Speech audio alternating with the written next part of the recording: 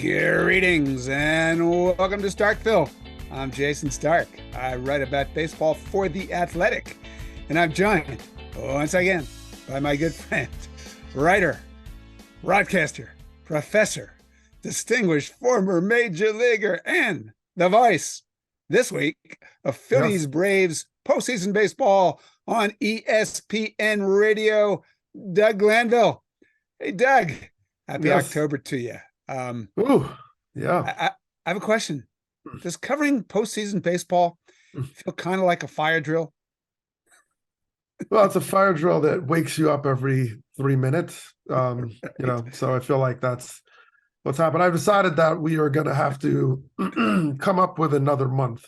There should be 13 months of the year. October is skipped, and we call whatever October should have been something like baseball or something like this. We just create our own month. Well, I call it National Sleep Deprivation Month, so it doesn't really matter what its actual name is. That's what it is for me.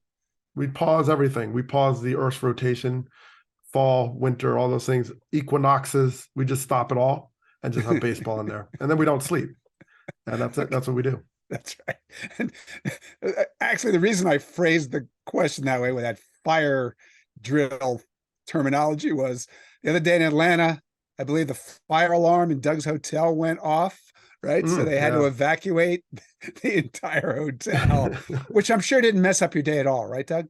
No, that was just sort of added drama to the whole thing.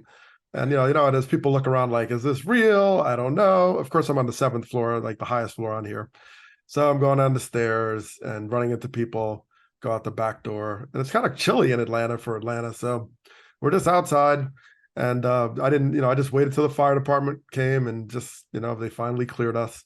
So it was pretty loud, though. Definitely pretty loud. They did their job. Okay.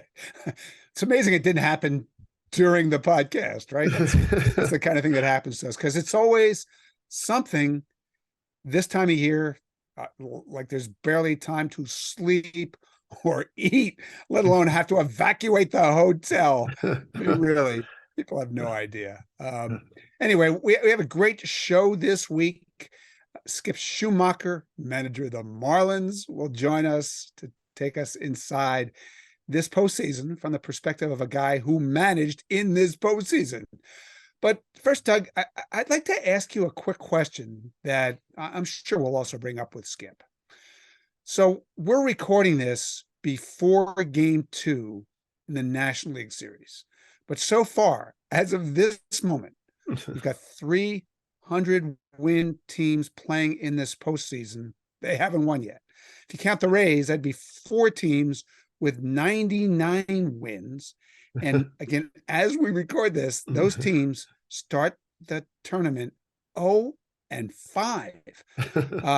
Drop the bar to 92 wins. It becomes 0-7. So, what happens this time of year, Doug? There's commentary, right? So it feels like it's sparked a little outrage out there that somehow this is due to a flaw in the format. And so if we maybe didn't have as many off days, or we reseeded the field or whatever, it could somehow fix this. It would put the universe back in order in our sport. Ken Rosenthal wrote a great column about it on Monday in The Athletic. I'm just curious how you see it. Well, we say this all the time. It's baseball. It's just baseball. I mean, you just can beat anybody on any given day. I've been on bad teams that destroyed good teams. I've been on good teams that lost. And it happens a lot. It's not like necessarily rare, certainly on a 1-game basis or a 3-game series. It's just part of it. And I understand the day off thing. Like my personal baseball player experience says, I didn't like days off. All right. I didn't like 3 days off, and I felt like my swing was off, especially when I became a role player later in my career. It became more evident that I could try to simulate in the cage and all these things, but it was hard to keep your swing in sync. So a whole team, not missing 3 days, but like 6 days, is tough. And the Braves, they did something different this year. They brought in a whole nother team. They had 3 7-inning games every day. So they played full, not just simulated games, like game with on. fans. Oh yeah, and like, we talked to Austin Riley. He was like, "Well, I struck out a couple times against my, his old team." So it's so they had fans. Yeah, they tried to at least create that, but I definitely feel that's a drawback. It's a drawback when you come in after a hot 3-game series or 2-game series at home. You're all fired up. Your pitchers, fine, everybody's warmed up, and then you're just sitting around. And Max Fried or whoever's pitching against his own team, it's just not the same. And so that could, give you a little bit of a, leg down, so to speak, when you talk about game one in particular.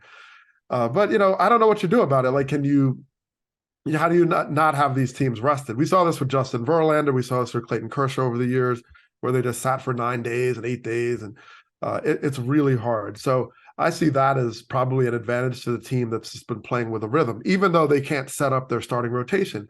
But why is that not as much of a factor today? Well, because starting rotations don't mean anything anymore, really. I mean, they mean something, but like you're not going 9. Okay, you're going 6. That's a great start. That's a great start. So Zach Gallen, all these cats, if they go 6, great. You still have to give it to the bullpen. So, and if you go 3, especially with a day off in this first round here in the DS, you have a day off. So just empty out your bullpen. So I call it Operation Pamplona. That's my term now for like pitchers. The bullpen is just open. Go, bull. Next bull comes in. That's all I do. They're just running in the bulls because it's like, you pitch 1 inning and then you have 12 other guys. And I did game 1 Diamondbacks Brewers, and I don't know there's like 13 pitchers or something. So, right, of course, so the starters, I mean, of course they matter, but they don't matter what they used to. And now our mindset has to shift to that. They're called starters, literally. And that is the right term today. They're not closers. They're not completers. They're not finishers. They're none of that anymore. They're just starters. And you hope they get you to the back end of the bullpen without a middle reliever. That's all you hope for. There's no way. I mean, Zach Wheeler, phenomenal pitcher. He's gone into the 8th like 3 times this year. I mean, it just doesn't matter. So I don't know. So fixing it, I think the question for me is more about all the days off. And I don't really know what you do about that unless everybody plays from jump and you have like a tournament, round robin or something. But I also caution like making too many sweeping changes because of like 1 week. It's over. You could overreact very easily in baseball. It's like, oh, I don't hit this guy. I went 0 for 3 against this guy. I'm going to change my entire swing. I think you got to wait a little bit here and see what happens. And then the other thing is this postseason play. People just do all kind of magical things. Tom Lawless hit a home run in the postseason. Like, who knows? That's exactly what we love about it. It's like David beats Goliath. Goliath beats David. Goliath falls down the stairs. David does, who knows? So I just think it's just like, that's playoff baseball. So what do you do? Yeah. I don't know. You got to give it a little more time, though. That's what you have to do. All right, well, like all of that, very thoughtful, very interesting. I've heard all these ideas, all the solutions. I don't think any of the solutions solve anything. We need to play the wild card series quicker. Have a doubleheader, do it in 2 days, not have a travel day. So we're going to have the LDS starting Friday instead of Saturday. Like 4 days off is way different than 5 days off. That doesn't do anything. Reseeding. Okay, I like that idea kind of, but I don't think any of it means anything. It's baseball. I tell people this all the time. The difference between a 100-win team and an 89-loss team is 1 win a week. Seriously. Okay. And we saw what happened to the Astros in September, for example, right? They lost the Royals to the Royals and the A's. And just a reminder, anybody in our sport can win 2 out of 3 or 3 out of 5. It happens. 2020, we had a 16-team playoff field, right? So nobody had a layoff. So, okay, fine. We actually did end up with the 2 top seeds in the World Series that year in Dodgers and Rays. But what are the chances of the 16th best team in the field beating the 1 seed in the field? They're not 0. They're not. Okay. So here's the Well, the bottom line, right? Astros got to the ALCS. They were under 500 that year. That's right. Exactly. Right. So people bring this stuff all the time. This is what I tell them. If you don't want upsets, you should not have playoffs. The upsets are why we play. The upsets are why people watch. There's no format that is truly fair. And you know why? Because the whole concept of having playoffs isn't fair, especially in our sport. So we can debate this. I'm sure we will.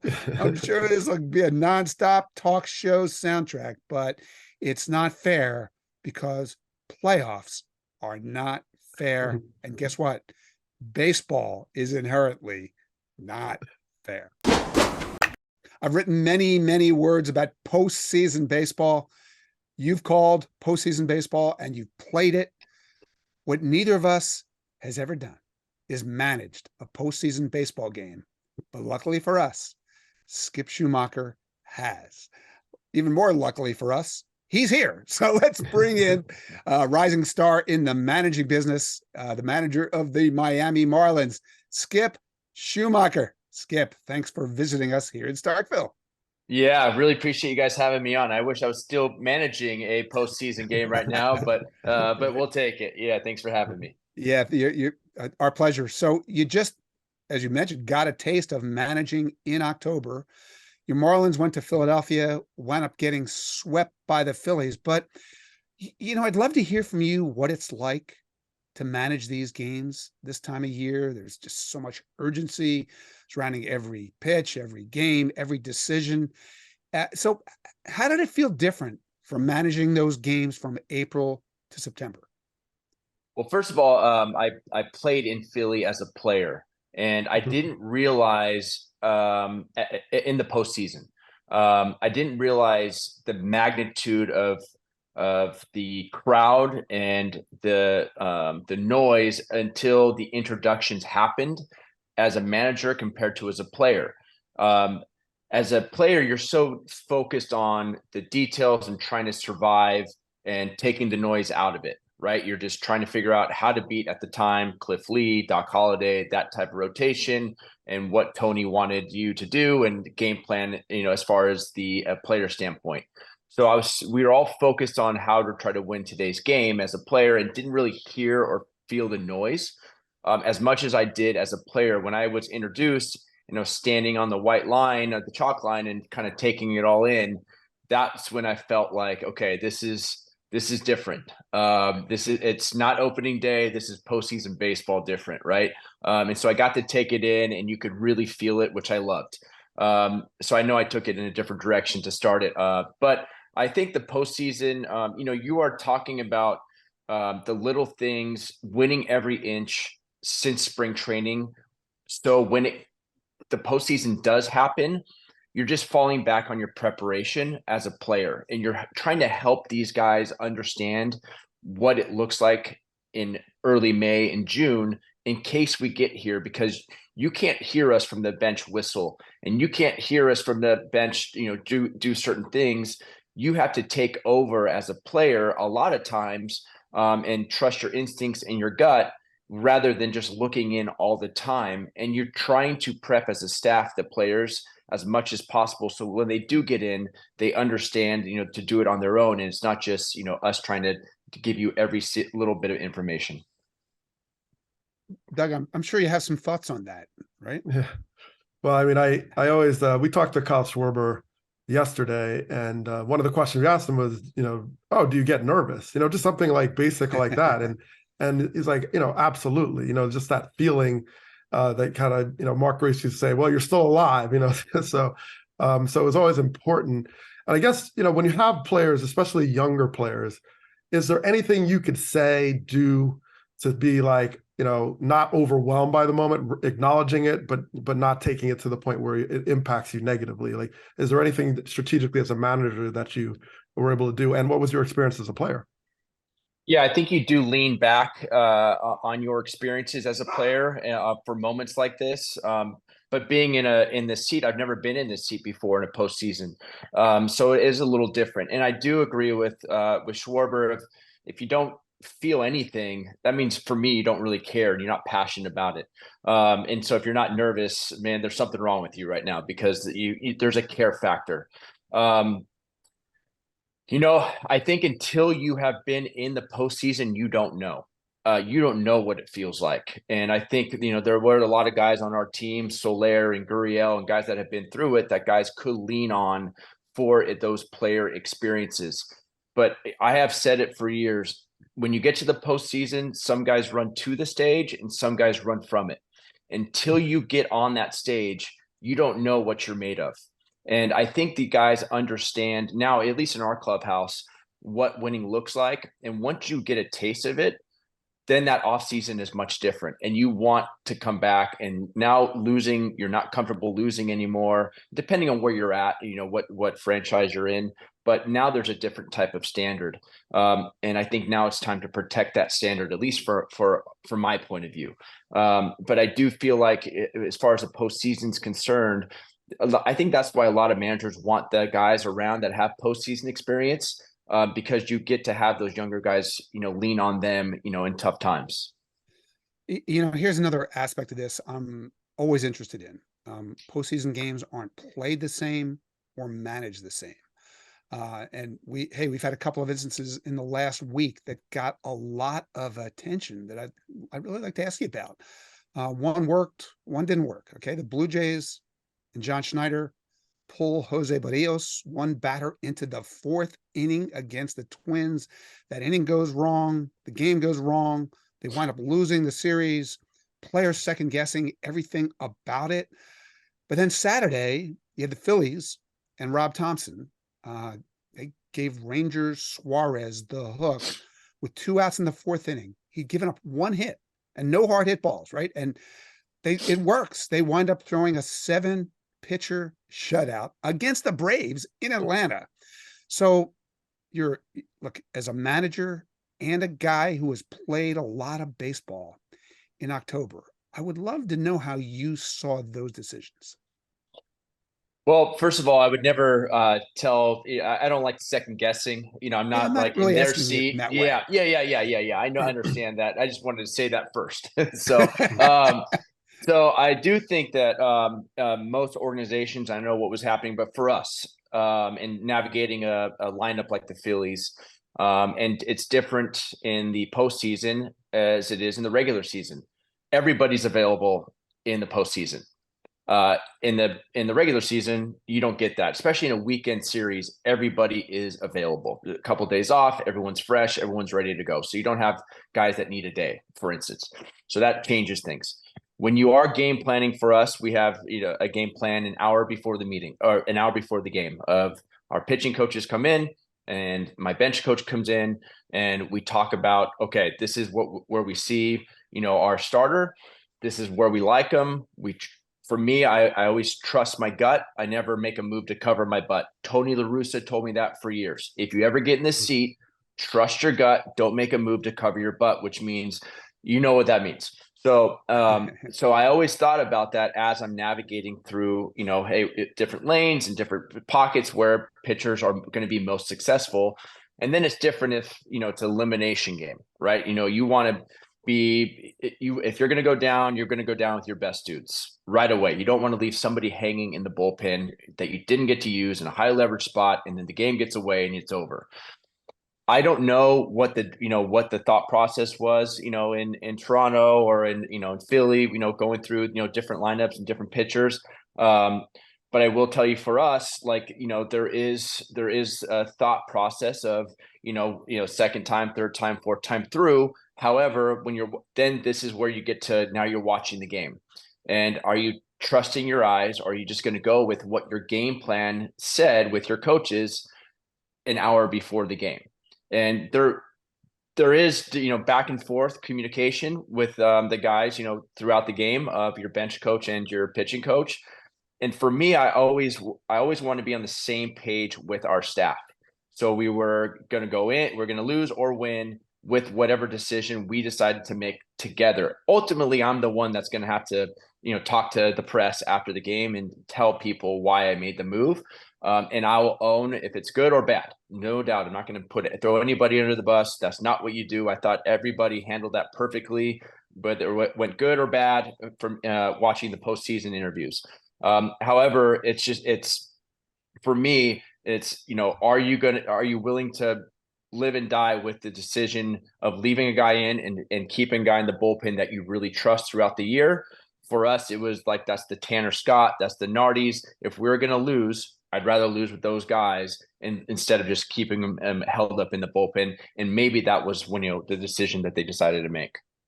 All right. One thing you didn't mention is front office input, input from your data group.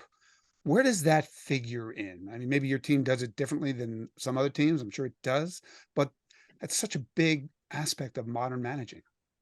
It is. I think it's it's a tool, and I've said that for years. It's just a tool to use to try to help you best navigate the game. And again, it's not played behind a computer. Like, you have to trust your gut and your eyes, and baseball people will tell you that. Like, I want all the information you can get. I want everything. But at the end, you watch the game, and some guys are really good that day. Some guys are not good that day, and you have to make an adjustment. Those games, baseball is not scripted. It's just not. It's played by humans against humans. But there's some expected numbers, and then there's some actual numbers. And so as you're watching the game, then you can decide what is real and what is expected for us as a staff. And that's what I wanted from my staff, is to give me option A, option B, as we were watching the game together, of like, what are you seeing? What am I missing? And yes, analytics is a big part of it. I take all of it into consideration, but that's not what I base every move on. There's no way I could do that.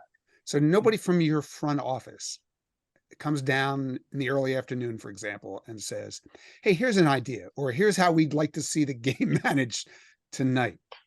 So I was very lucky to have be in St. Louis as a bench coach for 1 year, and I thought Ollie Marmol and their front office did had really good meetings, and it was before the game every day.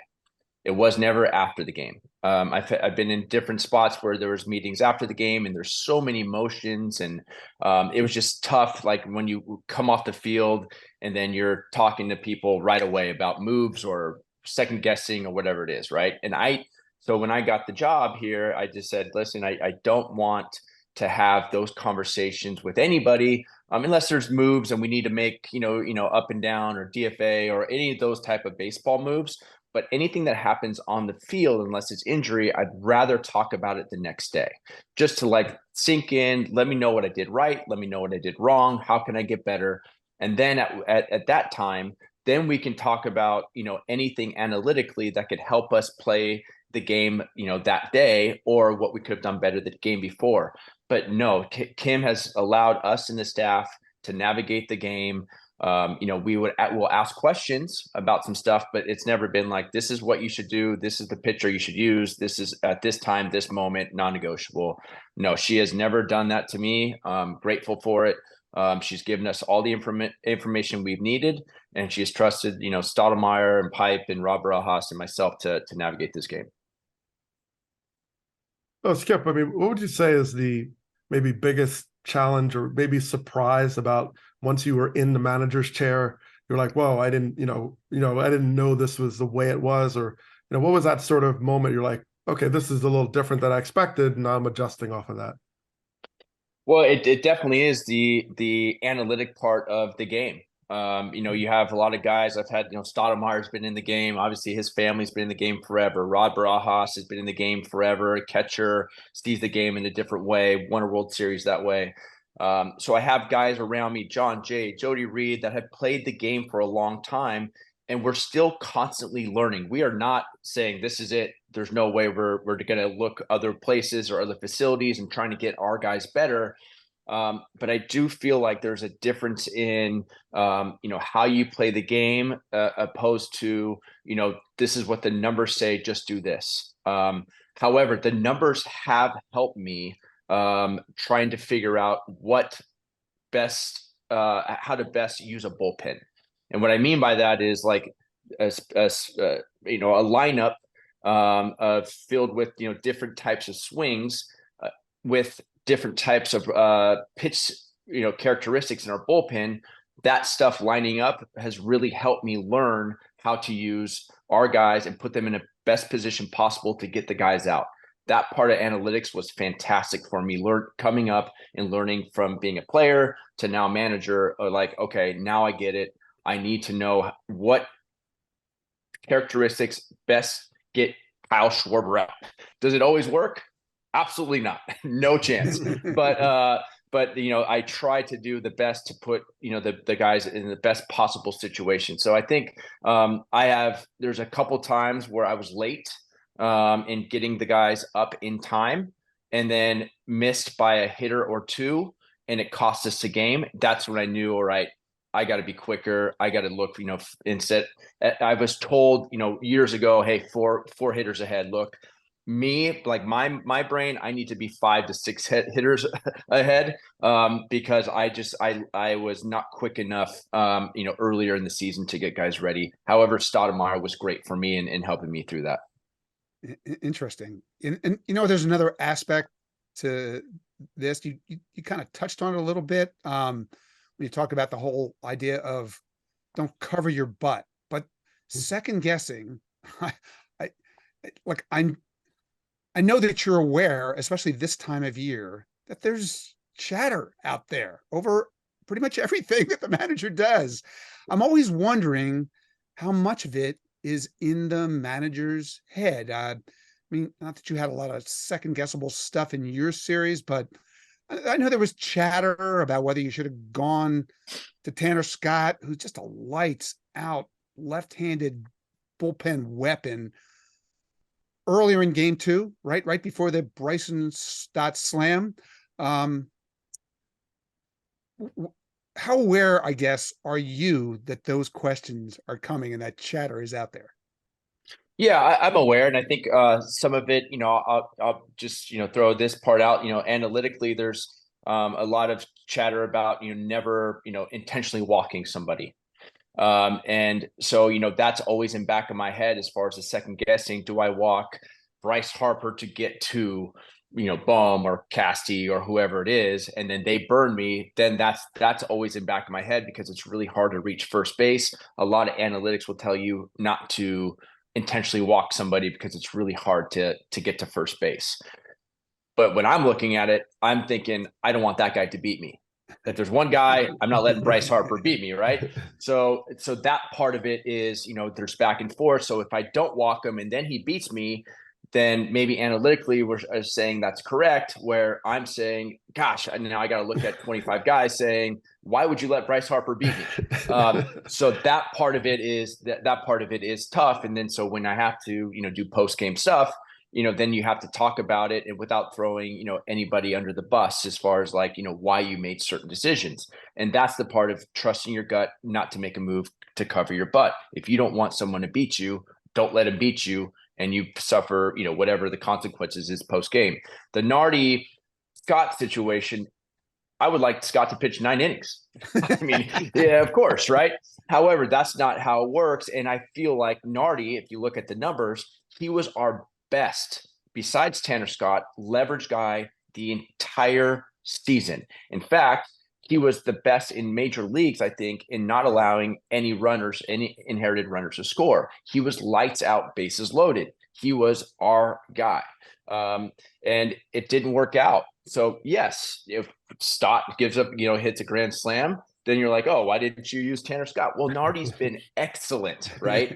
And so I mean, I trust our guys that got us here as well. But there's also you're watching it, and Nardi got a ground ball before that, could have got a double play turn. It didn't happen. Things happen, and he gave up a home run. Stott's a really good player. They drive nice cars over there too, and they and he beat us, and that's we didn't hit. That's really what it was. But I get what the second guessing is. Yeah. So it didn't work out. But what do you think that playing in those games, even though you lost the series, is something that your team can build on next year and beyond? Well, they got a taste of the postseason, and I think that was the biggest thing for us. Is like, okay, now you got a taste of it. A lot of these young guys have never been through it. They didn't understand what winning looked like, and once they got in front and got on that stage, they're like, okay, I get it. I understand what this is now, and it's not just show up to the ballpark, collect a paycheck, be comfortable with a loss, you'll just go get him the next day. That is not how I go about it. I believe in you try to win every single day. That's it. That's the most important part of your day. Once you get to the postseason and you make some base running mistakes and you make some communication errors, then you are understanding why we are so detailed and on top of you in spring training when like you don't think it matters, but when it pops up in the postseason, and now it's talked about on ESPN for, however long, now you're understanding why it's so meaningful. Just these you have to win the inches. That's what this game is who wins the inches every single game. It's a game of inches. And I think that they're understanding that now that I think, and I believe that their off season is going to be much different because it's not just getting ready in another season. I think they want to get back to it. These young core guys, that you talk to De La Cruz and Sanchez, and they couldn't feel Jazz. They couldn't feel themselves for the first inning or so. They just couldn't believe what this atmosphere was like.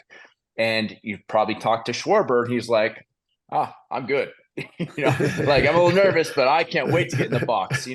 And so that's what you want to get to eventually in our organization. Oh, so now here's the thing that's come up. It's a little tangential, but to celebrate or to not celebrate. Okay, so I did the D-backs Astros game last week of the season, and the D-backs lose and jump into the pool, and the Astros win and clinch and don't celebrate because they said they're waiting to win the division. So and when you so I'm curious, and I was only in the playoff one time, and I was like, I want to celebrate everything. A bunt, I'm moving the runner over. I want champagne in the dugout, right? So what? And you just took an organization that was not even considered the way they should have been, and took them to the postseason. I mean, just a phenomenal season. And just a caveat, talked to Craig Counsell last series, and we just asked about you because the Marlins series came up, and he's like, man, Schumaker really knows what he's doing. So high compliment, by the way, wow. of how well you're doing. So what about the celebration? I guess, what did it mean? And I guess, how do you see that sort of, I'm going to hold back, the celebration or the celebrating at the right time? Well, a couple of things. Thank you for that.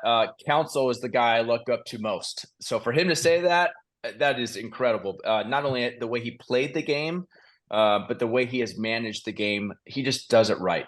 And it's no surprise to me that they are where they are year in and year out. So for him to say that, you made my day. So I appreciate that. I was on that 2013 Dodger team that jumped in the pool. So I know what that celebration feels like in that pool. I feel like you should celebrate getting into the postseason. That's me. I feel like you should not wear goggles and feel the burn of the champagne because that means you've won. That's how I approach the postseason. It is hard, man. It is hard to get there. And I do not take it for granted ever once. Wild card, win the division, I'd celebrate twice. I mean, that's just, if it's getting in and then winning the division, if you want to do it, whatever you want to do, that's just how I approach it, because I've been on teams where we were really good and didn't get in and felt how it was such a disappointing year. And all off season, I just felt so disappointed that we just didn't get in. And I've always felt that. So like you said, Doug, like when you get in, just that one time, you just like, God, this is the greatest thing ever. I never want to lose that feeling ever, whether it's my first time or it's my 20th time. I need to feel that celebration with the staff, with the front office, with the players, because as you know, man, it's this season, the off season, everything it's hard to get to that postseason. So different organizations are different, and but I just felt like St. Louis, when we were on that run, and it was either winning a division or a wild card, we were popping. And I don't feel like if I get there, again, next couple years, next year, whatever it is, I don't take that feeling for granted, and I want that burn in my eyes every single October. Hey, Skip, I'd like to talk to you a little bit about these series that are going on right now. First, we should make clear to people who are listening that we're recording this before Game 2 of the National League Series. I know a lot of people won't be listening to this until after Game 2, so we don't know if when you hear this, those series are tied 1-1 or the quote-unquote underdogs are up 2-0, but either way, they're fascinating. So let's start with Braves Phillies. You managed in the NL East. You played those two teams, I think it was 28 times. And the Braves are a behemoth. The Phillies seem like they are built for October baseball. You told me after your series you were going to watch every pitch of this series. What do you see when you watch these two great teams playing baseball right now? Well, I see two managers going at it. Two really good managers managing their butt off once again all season long. They didn't miss anything. Rob and Snit, they don't miss anything. I mean, it is tough to try to find any competitive edge against those guys. They're both the teams are both postseason tested. I, I just feel like there's a sense of urgency on both teams to get back or to win another World Series.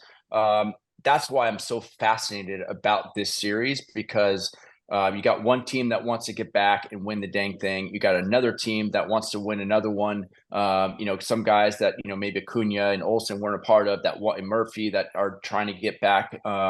I know a couple of the bullpen guys, in Kirby Yates and Brad Hand that, are just, that's all they want to do is win and win a World Series. So it is a fascinating series for me as well, because of how good they are, how well coached they are, how detailed they are. You cannot find anything as far as like a tough to find a competitive edge, where you can, when you're game planning, you try to find different areas to expose, right? Whether it's on the bases, whether it's get in that bullpen, pitch around a guy who's not, you know what I'm talking about. There's always, you're trying to find ways to expose another team. And when you are game planning against these two teams, man, it is challenging. You okay, you want to get in their bullpen. Okay, you get Alvarado, and now Hoffman's gross, right? And you want, oh yeah, let's just get in the Braves bullpen. You got these left and right matchups that they can get you. It doesn't matter which way you go.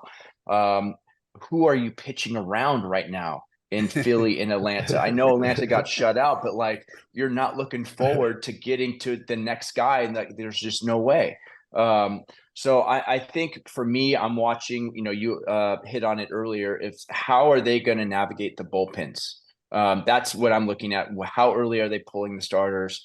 And then when I say I'm watching it and trying to figure out what I would do in their situation, and you talked about it earlier about, pulling Suarez early, I'm trying to figure out, what would I do in both of their situations? Who would I go to? What pockets would, if I was in their seat, what I would lean on? I thought Rob did a fantastic job. Obviously, that high-powered offense in Atlanta, you just don't know where to, I don't know where to go. It was tough for me this year and our guys, but we did a really good job towards the end of the year to try to, get through that.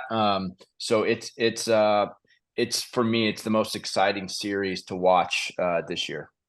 It's funny, Skip. This format that the NLDS has this year is kind of funky, right? Game day, day off, game day off, another day off after game 4. I thought it would benefit the Braves because the days off in these postseason series, what do? They negate your depth issues.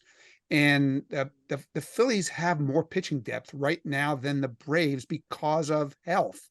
And yet, by managing game 1 the way he did, Rob Thompson, it felt like, found a different way to take advantage over those days off and use his bullpen depth. So I'm curious, this format, who do you think it impacts the most?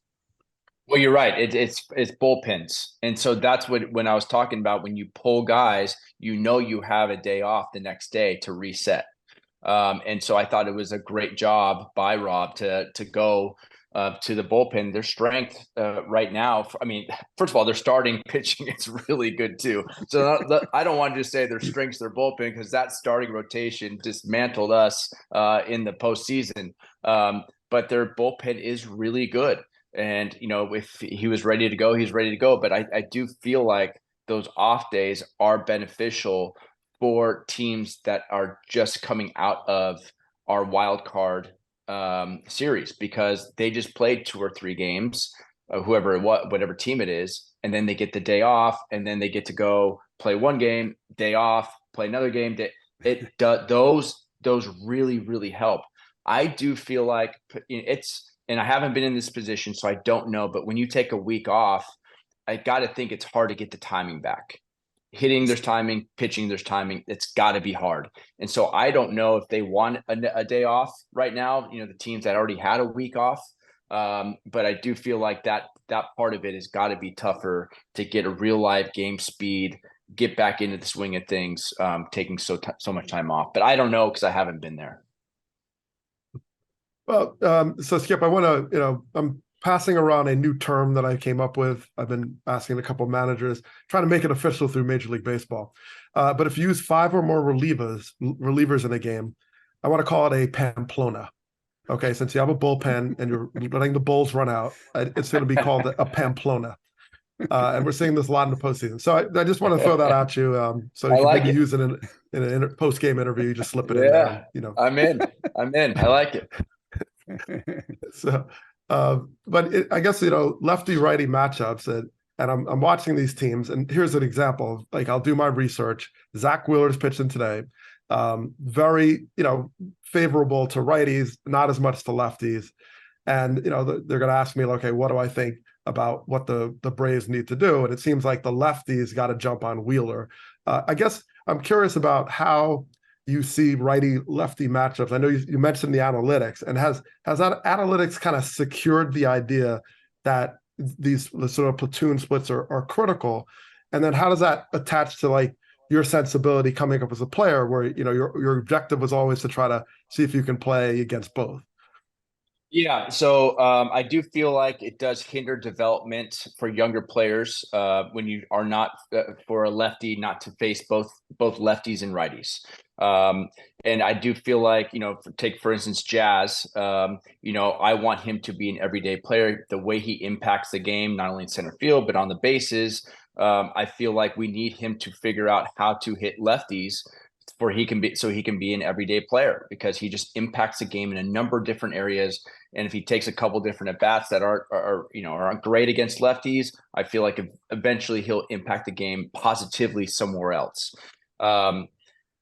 It's a win now league, not a figure it out league, right? So that's the other part of this. So if there is how much time are you willing to give to some of these young hitters to figure it out at the big league level before it's like, we're wasting away games and wins in high leverage situations because I'm not pinch hitting a certain lefty, not Jazz, for instance, but a different lefty for a righty who has mashed left-handed pitching. If you have splits on the bench that are big, righty and lefty, that makes sense to me.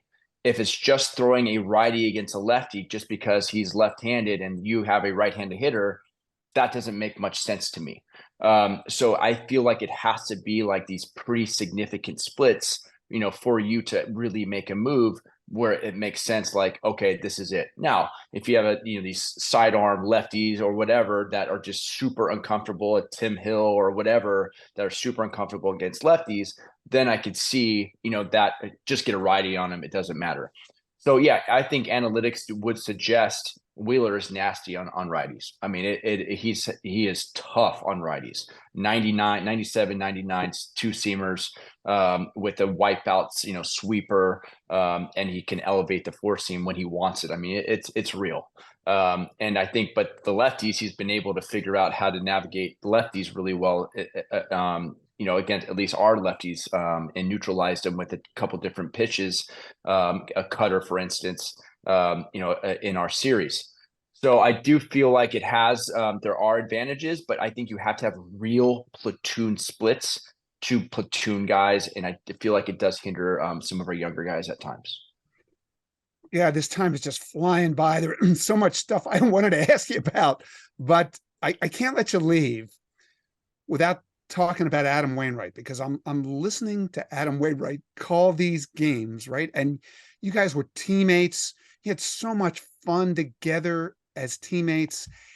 And I love the stories behind some of your famous practical jokes that you played on each other. I don't know what your favorite is. My favorite was the day that you and Lance Berkman gave away Adam Wainwright's truck to some lucky fan one day in spring training. Could you tell that story? Well, how about I'm going to tell you my favorite story? Oh, okay. How Yeah, about that? that's good. Okay. That would be good. Okay. All right. Because there's so many. So we've done prank wars for years. I've known Adam. Adam has been instrumental in my life. I just want to say that. Gave me my first Bible. I'm a Christian because of him in 2005. So he's taught me how to parent and marriage and everything else under the sun. He's been amazing. But he's got a sarcastic side to him, right? So we have done things from putting the orders on your door in at 5 a.m. of these huge spreads, and then So we've been doing that since early on, where you get a $500 bill and you always order the worst thing on the omelet with mushroom only or whatever it is, and they're knocking on your door. Here's your $500 spread, and he's like, "What in the world?" So we've done that for years, right? But what the best one we've gotten each other back on, he took we have to wear a collared shirt and slacks when I was in San Diego on getaway days. And I'll forward you a picture, Jason, later. But Good. What he did is I had a white polo shirt and black slacks. He decided to take his Wainwright on his jersey and number 50 and had iron pressed on my nice collared shirt, Wainwright number 50. And then he put 5 on one butt cheek and 0 on my other butt cheek on my slacks. So that was my post game walking to the, nice hotel, on the airplane, everything. It looked like a full jersey that he put on. It was incredible. I couldn't get it off, ruined my shirt. It was fantastic. Well done by him. So then I retaliated I put, have you ever seen when you wrap a car a different color or advertising? Oh, yeah. So he got a new van, a really nice van. He has a million kids and a really beautiful van that he got. And so I put on the side and front and back of his car. On his Twitter, he has, Go USA, United States. He was rooting for the soccer team and Team USA. So he had it face painted. Well, I got that taken off of Twitter, and I had somebody heat press that on all 4 sides of his car. And I said, for a workout, email me, Adam Wainwright, with his email. So all 4 sides, and he was dry. You can't peel it off. You have to take a hot gun to take off the sticker. So it was on there for a couple of weeks, but there's been pranks forever. I feel like I still owe him one. He'll tell you that he owes me one still, but fantastic human. But we've been going back and forth on these things for years. Yeah, I love it. I love it. Hey, Skip, it's always a pleasure to talk to you, especially this time of year. Have a great off season, man. And please come back and visit us again here. We loved it. Yeah, I love it. I love listening to you and reading articles. Doug, you do a fantastic job on air too. So yeah, thanks for having me, guys. And anytime. All right. It's that time again. It's time for listener trivia, our way of involving you, our favorite listeners in this show. And Doug, we did some of our finest trivia work last postseason. You think that means we have a little Mr. October quality to us, where we literally raise our games this time of year? Well, I think, remember, we might rename October into sleep deprivation month or baseball month. So we'd have to rename Mr. October, but it is in that vein of domination we had last year. So I'm hoping we can repeat it, but we had a great regular season. So I just don't want to be the 100-win team gets knocked out in 2 days. I don't want that. Okay, let's try to avoid that. Hey, our very special trivia guest star this week, longtime friend of ours, a man who has stumped us before. It is the great John Fisher, guy we both worked with at ESPN, now the director of research at CBS Sports. Fish, welcome back to Starkville. How are you, my friend? I'm great. Good to see you guys. Thanks for having me. Love doing this with you. We love it ourselves. Just quick question. What does somebody like you watch this time of year? Baseball and football going. You're a Philadelphian. You have the Phillies in the playoffs. You have the Eagles undefeated. Do you have like 12 screens going at all times? It's a lot, and I'm lucky at work. There are lots of screens for work purposes, but also lets me be clued into all the things I want to watch. So it's a blast, and yeah, you try to keep up, and sometimes you miss a couple things. I heard a couple innings in the car of game one on Saturday. So yeah, you listen, you watch, you get whatever you can wherever you can. That's right. Well, as I mentioned, you've been here before. You've stumped us before. We're excited to have you try to stump us again. So, John Fisher, time to hit us with your trivia question. Okay, question is, thinking about active players and postseason performance, there are two active players who have hit 5 postseason home runs for 2 different teams. Can you name those 2 players, 2 active players who have done it? Okay, so this is at least 5 for each of the 2 teams. Am I right? Yes, 5 for one team and then hit 5 for another team. And, Okay. and is Miguel Cabrera active? Is he considered active? He's not on. He's not, but that will come into play if that helps. Oh, okay, because I had him down. All right. So, Doug, we only need 2 answers here, which I think means we cannot employ your devious new cheating scheme, Operation Multiple Choice. Is that correct? Yes. Yeah, I'll have to accept that. It's only 2, even though I'd love 5 guesses, but we'll work with that. Right. Okay. Well, listen, I think we have a good shot at this. Doug, look, the first thing I thought of was that John Fisher is a Philadelphian, a guy I've run into at Phillies games. And it wouldn't surprise me if the answer to his question is 2 guys currently playing for the Phillies. Okay. So one is Bryce Harper. He has to be one of the answers, I think. I personally witnessed almost every postseason homer he's ever hit for the Nationals and the Phillies. He's hit more than 5 with the Phillies. I'm almost certain he did that with the Nationals. So we're definitely answering him. Okay. And the other, I think, might be Kyle Schwarber. He's another guy I've seen almost every postseason homer he's hit. He hit a bunch of homers in the postseason last year for the Phillies.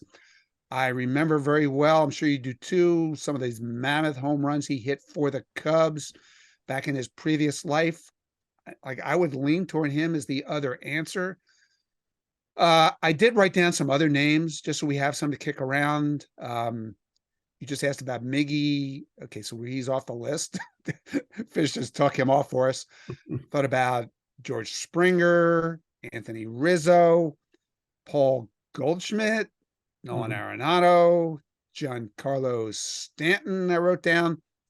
Doug, do you have others? Mookie Betts. That's a good one. Yep. That's the only I kind of thought Stanton, he didn't make the playoffs much with the Marlins, I assume. That's a problem. So that's a problem. Goldschmidt, he has the same kind of issue. I mean, it's a Cardinal. No, I like those answers. Mookie Betts was the only one I thought, all right, I was trying to think, all right, Dodgers, obviously, I would assume he has 5 home runs. But I think I even know the numbers. Harper has, I think, 12 home runs. Danida's 12th home run. Right. And Schwarber has 15.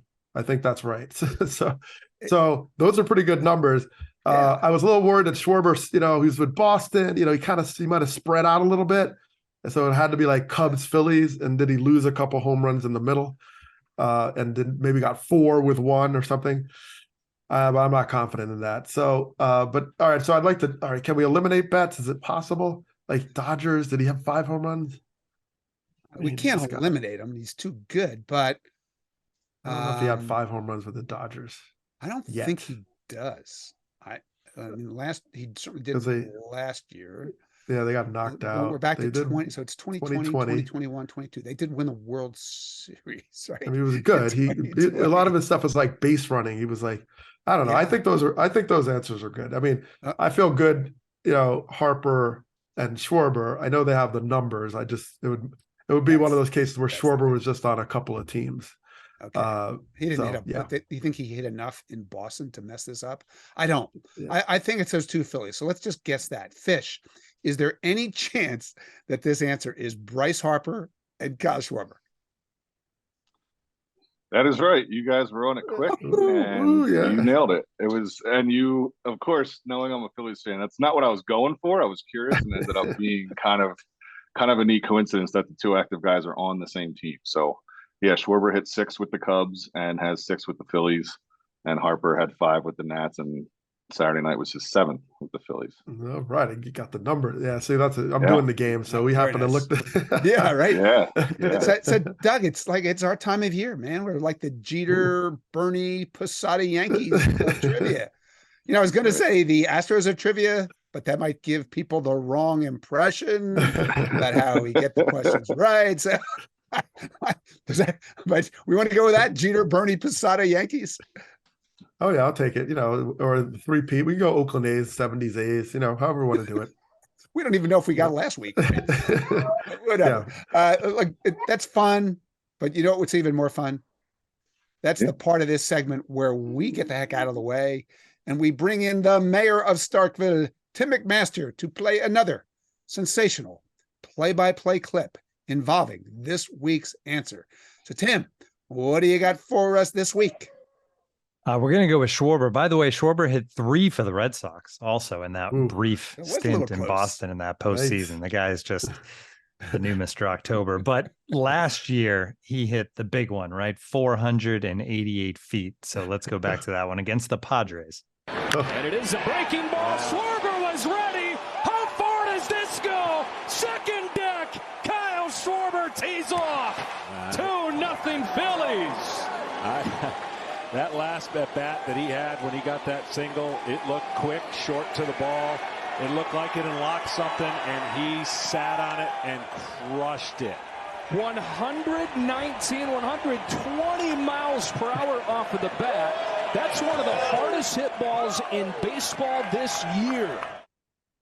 All right, I wrote a lot about that. I know that'll shock you. I was there, and no ball had ever been hit into that upper deck in San Diego in that spot. And it was the hardest home run, the hardest hit home run StatCast had ever measured by a left-handed hitter, right? Going the whole StatCast era. So Joe Davis was all over it as always. And how about this? We were all over John Fisher's trivia question. Okay. So Fish, fun question as always. Thank you for visiting us here in Starkville, and please come back again sometime. Okay. Absolutely. Love when you guys have me, and I appreciate it. All right. It's that time again. It might be October, but that doesn't mean there's not all sorts of great material for our ever popular Strange But True segment. And we had some really fun choices. In the end, we decided this week, here's what we should do. We should head back to Dodger Stadium. Saturday night, the Diamondbacks started a pitcher against the Dodgers in Game 1 of the NLDS, who I think we can safely say had not exactly dominated them through the years. His name, Merrill Kelly. Let's hear how that one sounded. Got him looking. Mookie is hopping mad.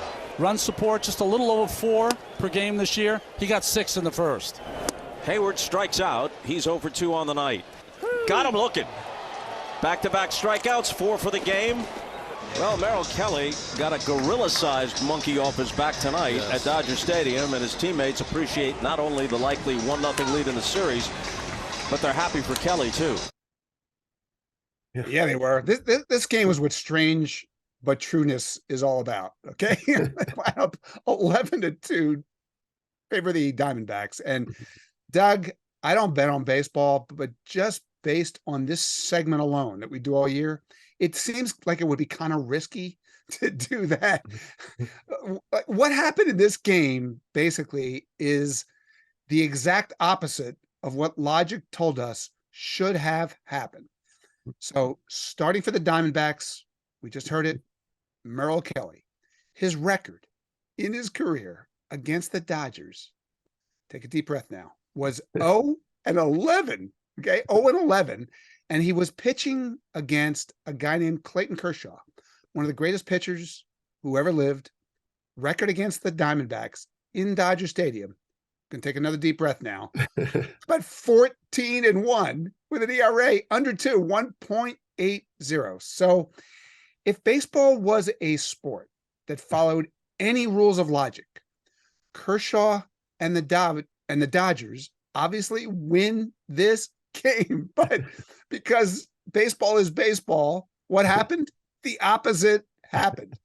Kershaw got 1 out and gave up 6 runs, and Merrill Kelly gave up 0 runs, and he got the most lopsided win of his career, 11-2. So, Doug, you're a deep thinker. We looked at times like this. Would you explain this and explain baseball to the people out there? Oh my goodness. It's probably the every game is different, every team is different moment. First of all, like the Diamondbacks have Corbin Carroll now. Okay. And this guy, and I think Kershaw gave up 2 home runs against lefties. I know Carroll hit 2 home runs off him. So it's, so you have that special guy in the lineup and you have Gabby Moreno in there. And all of a sudden it's like, oh, the equation changes because these guys are fearless. And that kind of upsets the Kershaw balance a little bit. And then, postseason, man. I mean, it's a different animal. And Kelly is one of the better starters in the game. And he's done it with experience. He pitched abroad. He's kind of and he's now just anchored himself into the 1-2 punch of the D-backs. And the stakes are so different. And the way the Diamondbacks have really shifted gears into this postseason, because they didn't finish that well. The Astros wiped them out. They were kind of struggling a little bit. And boom. So I don't know. Maybe everything is a small sample. If you play 75 years in your career, you'd have 1 million at bats maybe, and then 0-11 is not a big deal. But yes, that's why you have to play it on the field. And Kershaw, I feel bad for Kershaw to some degree because I loved what he said before the game. He talked about, well, my nerves are not as much about fear of failure anymore. They're just about, good fortune of being here, and I want to do well.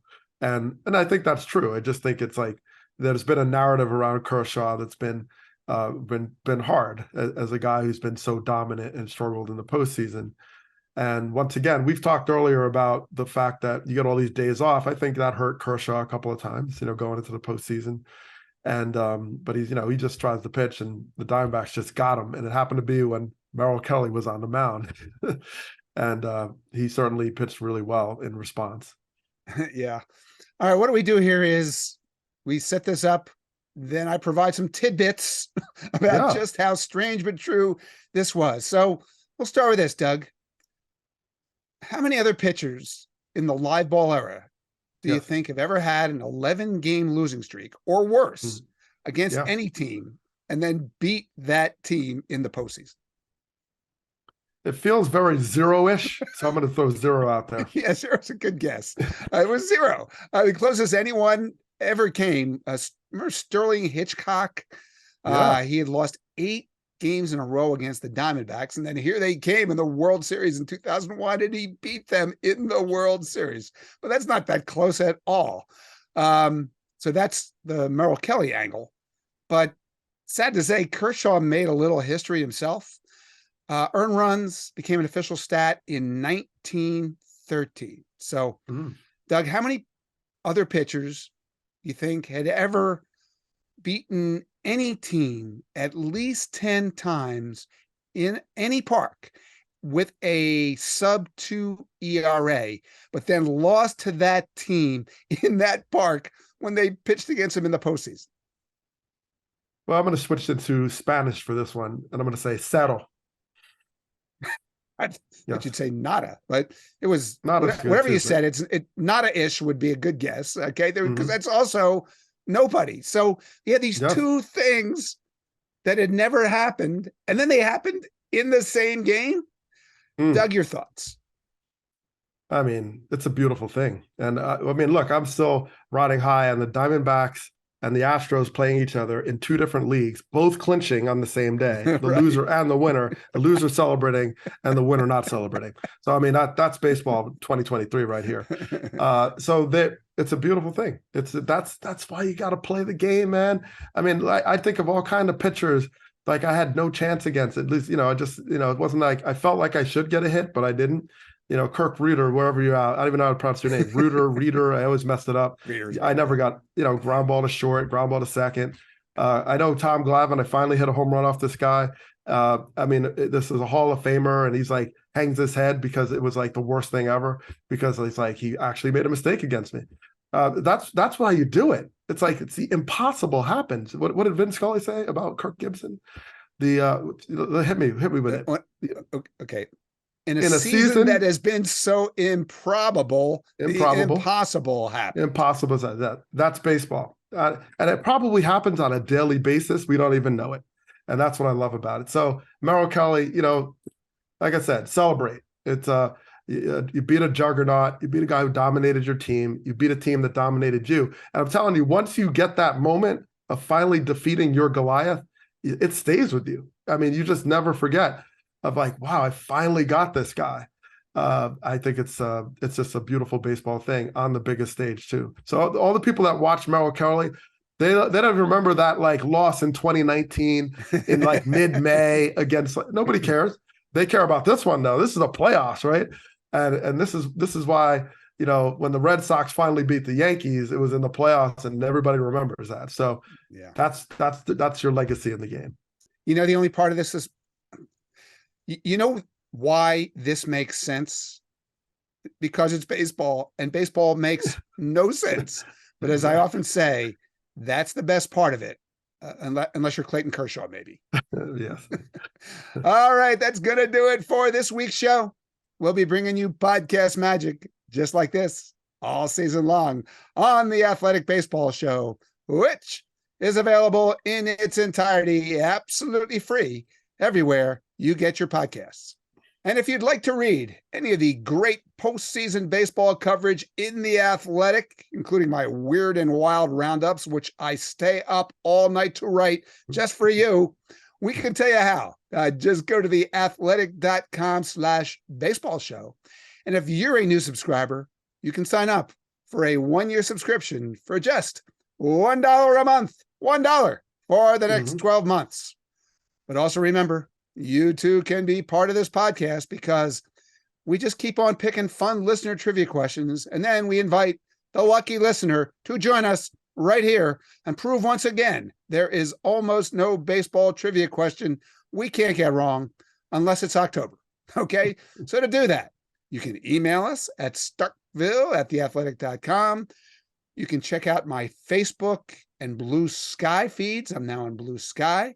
Or you can do what most people do and X at us, or whatever that is on the site that you may have heard used to be called Twitter. So, Doug, I don't know what you used to be called, but what are you called now? Just in case someone wants to go find you and X a question at you. Well, the only I can say I was formerly Doug Glanville. I could be Douglas Glanville currently, if you want to use that in a technicality. But I still go by Doug, so I don't know. So I'm going to just use my old handle at Doug Glanville, keeping it simple, DougGlanville. And you can find me. I'm there. I respond, and we look forward to your questions. Yeah.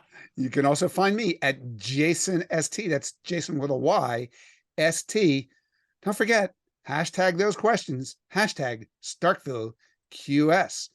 All right, Doug, thanks for playing. Thanks to Skip Schumaker for visiting us. Thanks to John Fisher for the great trivia question. Thanks to the mayor of Starkville, Tim McMaster, for producing us and putting up with us. And Doug and I will see you soon on Starkville.